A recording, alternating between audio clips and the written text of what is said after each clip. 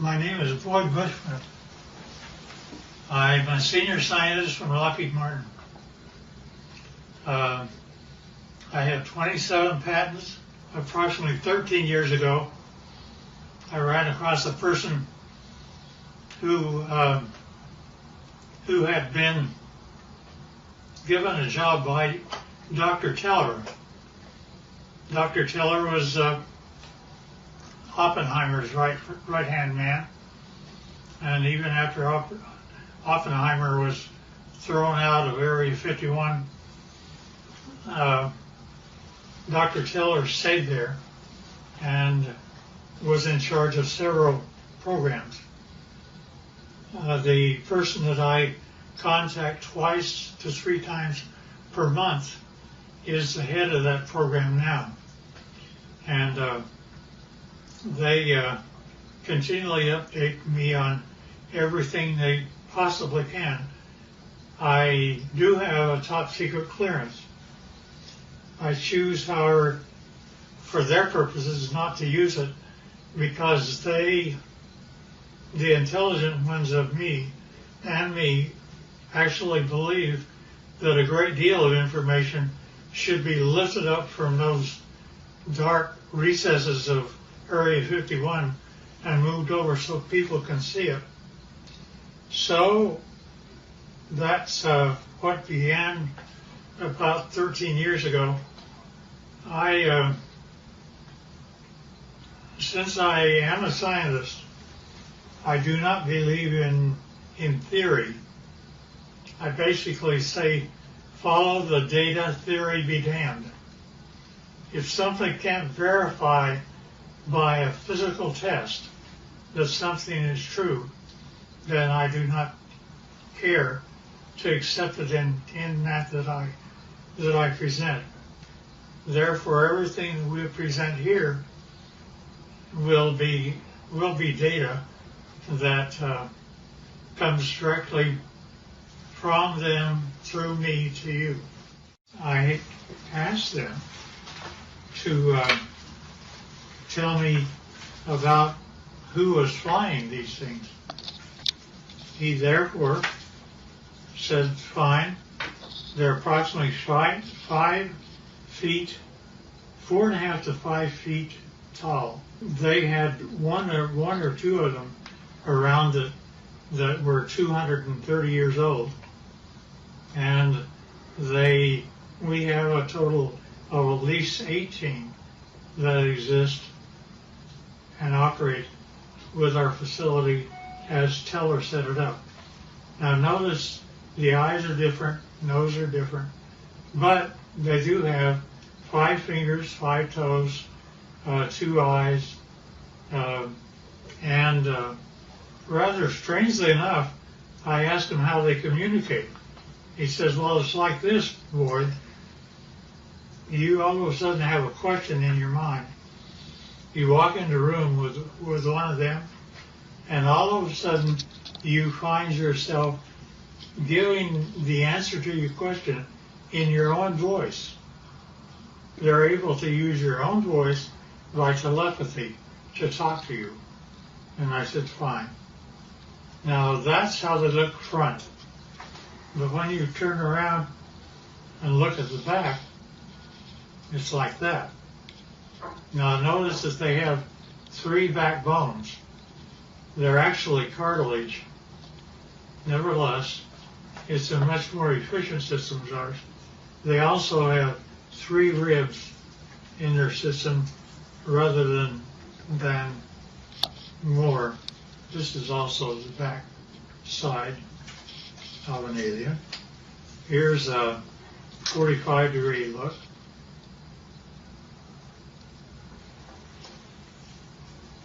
And now when we talk about aliens, I pushed the issue, and he said, well, there's kind of 2 groups of aliens. He divided them, they divide them into 2 groups. One group he calls, it's like you have a ranch. And you have a ranch and you find that one group are your wranglers that know how to wrangle your cattle. There are others that are rustlers, ones that steal your cattle. And indeed, that the two groups do act differently. To the ones that are wranglers are much more friendly and have a better relationship with us.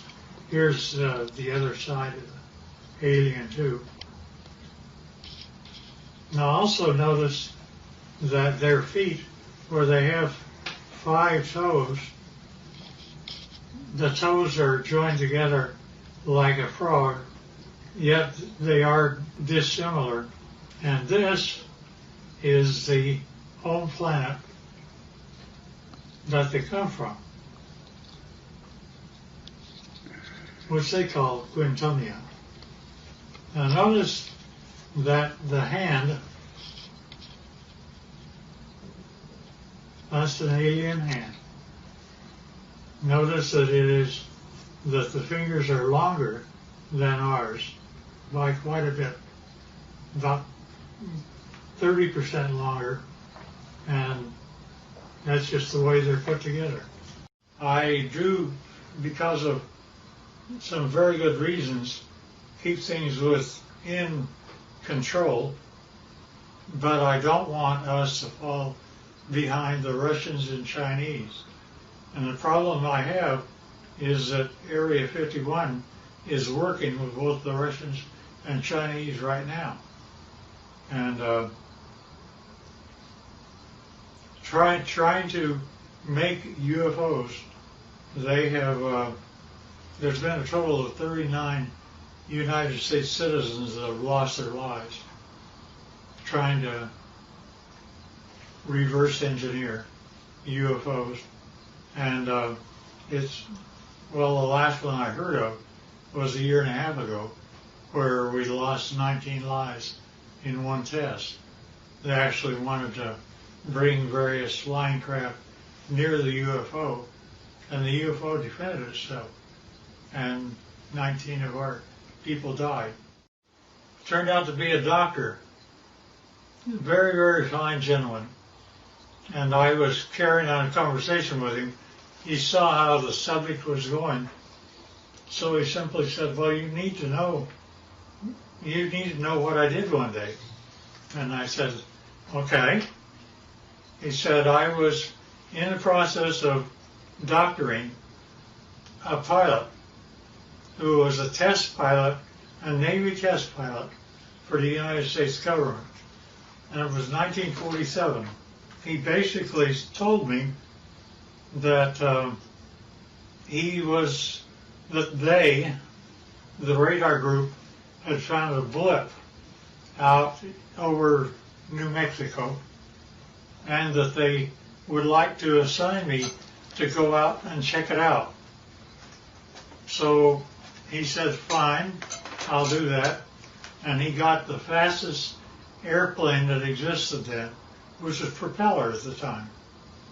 And it was fully armed and all the rest of those things. He was out flying, and he found the item, and he immediately communicated back, and he said, I wish authority, first of all, I want you to tell me, are there any other airplanes flying?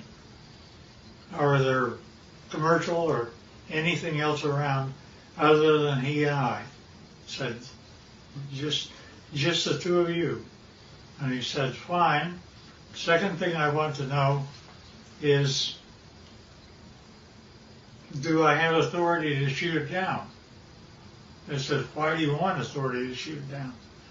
He says, because I am flying the fastest thing that the United States can make, and he's beginning to leave me. Therefore, I know he's either a friend or an enemy, and if he's leaving me, he's an enemy.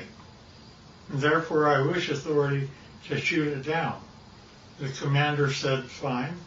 He granted him authority. He pulled in. He shot him down. It came down. He flew past and saw that there was a road on the one side of the fence area. He came down and landed his airplane. Hard to do, but he did it. And then he cut across the fence. One of them, the door was open. One of them was out walking around. But he didn't care about that. He cared about what the vehicle was. So he went over, and rather strangely enough, when he ducked down, because they were only 5 feet high, he saw that he could see through the walls. Not only that, but as he stepped in, the floor was spongy. He looked at the 3 that were there, and they were dead. He knew they were. He'd killed them.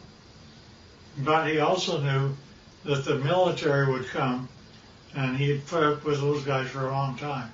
So he went back across the barbed wire fence, got in his airplane, and took off. When I got up with my contacts in Area 51, I brought up that story, and they said, well, that's totally true, but we can't say it, you can.